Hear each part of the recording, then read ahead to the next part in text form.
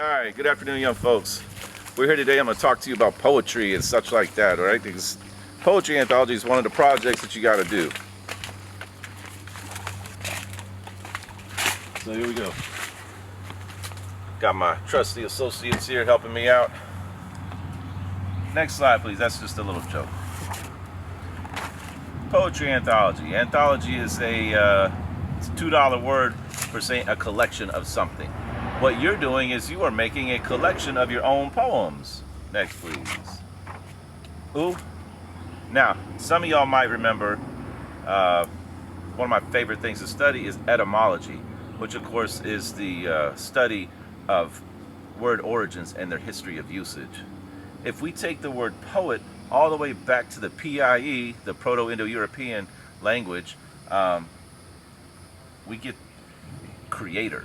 So every time that you take that pen or pencil out and you put it onto some paper, you're doing something real heavy. It's not just like some, I mean, you're essentially a creator now. Now, as part of the Poetry Anthology project, you got to write 10 total poems, okay? Now, you have to write at least 3 poems, though, that are structured, okay? So, the first structure I want to talk about is haiku. That's a Japanese style poem. And what we got is we got 5 syllables for the first line, 7 syllables for the second line, and then 5 syllables for the last line. So let's see if we can't come up with one real quick. Let's see. Coronavirus. Nature does not give a hoot.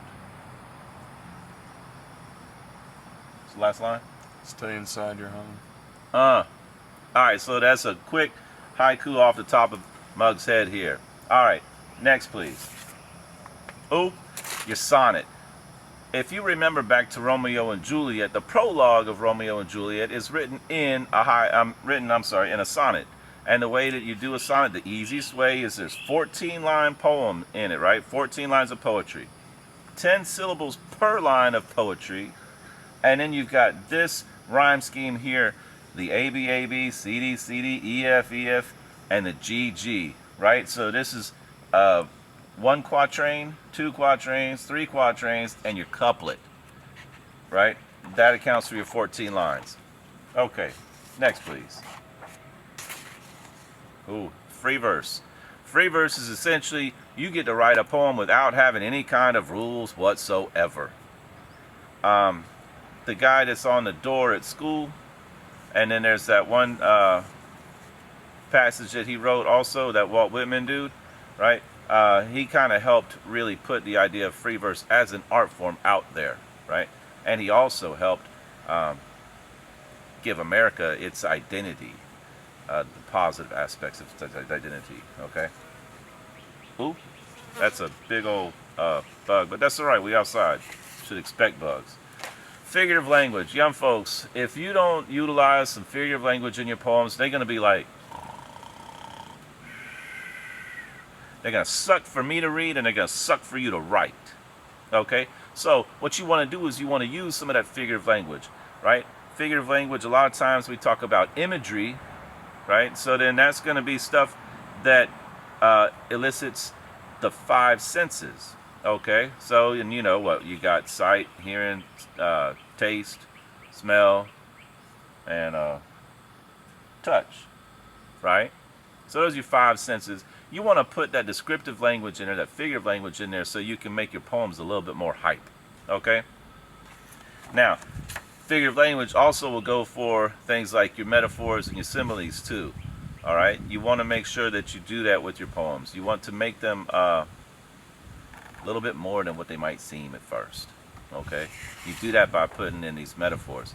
Matter of fact, there's this one poem by this dude E.E. Cummings, and it's called She Being Brand, right? Literally, it's about a dude taking a car for a drive. Figuratively, it's about something else. And that's what you get whenever you delve into the figurative language and metaphors and stuff. You get that extra layer of meaning that comes from something that really on the surface just looks like, oh, well, so. Anyway, next. All right, your topics. I'm not going to go over here and go through all of the 10 topics for you, but I will talk about the first 2 topics. All right, so love. Yes, young folks, you need to write a poem about love. Now, it can be any kind of love, right? So don't feel like it's got to be some teenage bull mess. You know what I'm saying? Next, please. All right, socio-political commentary. It's the last thing I'm going to talk about, and I'm going to leave you be, okay? Now, if you look at the word socio-political, you see socio, that what? That goes back to society. And then when you see politics, well, it goes to politics. Now, really more what you're talking is about how we govern ourselves in society, okay? And if you look around, well, you could see that people in positions of authority are doing good stuff, and you could see that people in positions of authority are doing bad things, right? And so whenever you talk about some socio-political commentary, you kind of taking it to the man in a manner of speaking, okay? So, real quick to just review. 10 poems, got to have 2 sonnets, got to have a haiku, the rest can be whatever you want. Socio-political commentary means that you're talking about how society is run. And that's it, young folks. Get to writing and make sure that you write something worth reading. And, you know, who knows, when you look back at what you did 5, 10, 15, 20 years from now, you'll be able to, it'll be like a time machine, right? It'll be a reflection of you during this time. And you might find that worthwhile. For me and Bellman and my useful assistants, peace, we're out.